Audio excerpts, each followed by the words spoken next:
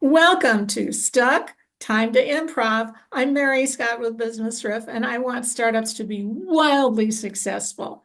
Today, we're going to be talking about your first hire. Most startups at some point need a virtual assistant to take over a lot of housekeeping that they don't have time to do. Today, we've got Julie Lichtman from Freedom Professional Services. Thanks for coming, Julie. Well, thank you for having me on. And what are the sorts of things that a virtual assistant can do for a startup?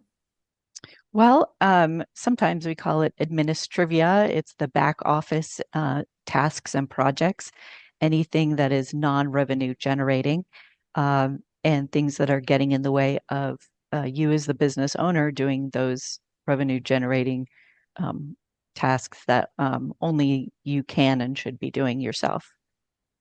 And these are things like data entry or keeping track of your CRM.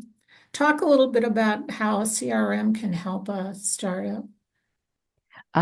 Yes, the CRM is truly essential because it keeps track of not only your current customers but your prospective customers.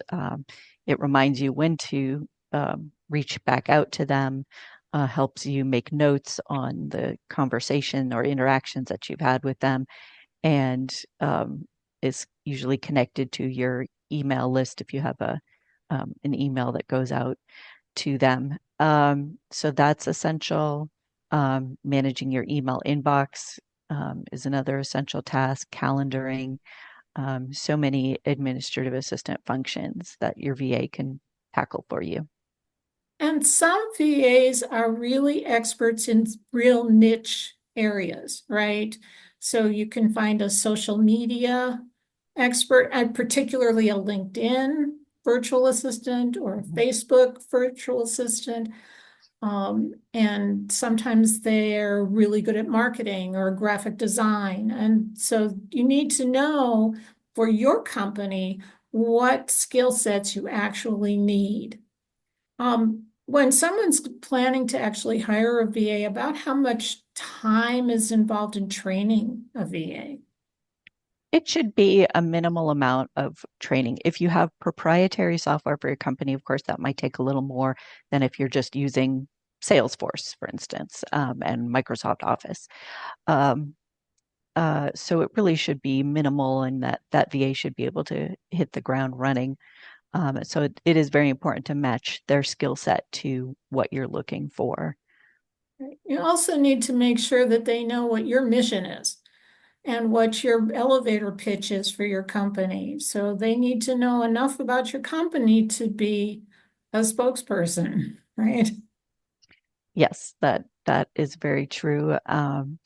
And while a VA might start working for a company for just a couple of hours a week, if you plan on having them ramp up to um, 8 to 10 or 15 to 20 hours a week or more, you need to discuss that with them in advance so they know if they have the capacity to increase their hours with you as time goes on. Right. And what are the sorts of things that you really should not ask a VA to do? I would say anything personal. Um, Unless the VA is an experienced bookkeeper, I would not ask them to do bookkeeping or accounting, but that is the specialty of some virtual assistants. Um, and really anything that's not their forte, because you can always find another virtual assistant who does it better. Um, and many, even very small businesses, solopreneurs have more than one VA because each person is specializing in what they do best, and it really ends up working out um, very well for the business owner instead of having to train a lot in things that really aren't somebody's skill set. We also need to set goals and expectations, right? So if you're hiring someone to enter data into your CRM, it's reasonable to expect that they can get 10 business cards entered within 30 minutes or something like that, right?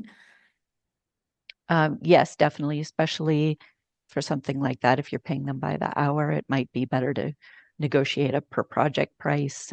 Virtual assistants should be very upfront with their rates, and if they want to work by the hour, by the project, you should be able to come to a mutually agreeable rate for that sort of thing, especially if it's a task that they would repeat over and over again. Okay. And how much time should a startup allocate to train a VA?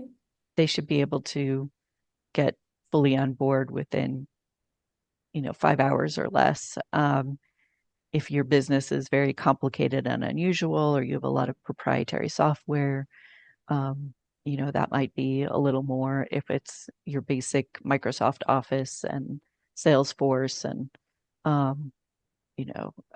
some fairly common mailing mailing programs or Google Suite, something like that, they should be able to hit the ground running pretty quickly with that sort of thing.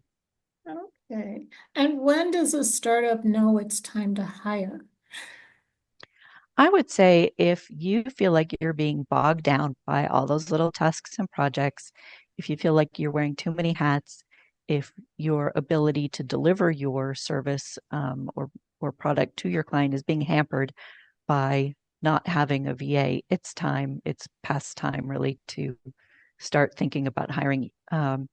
You can start small with just an hour to a week, and the return on your investment is huge because a project or task that might take you 3 hours to do, say something on Canva, um, you know, your virtual assistant can do it in half an hour. So you're getting all that time back and you're only paying them for a fraction of the time that it would take you. So, and assumably your time is worth a multiplier of what their time is. So, you're multiplying the time back and the dollars per hour back.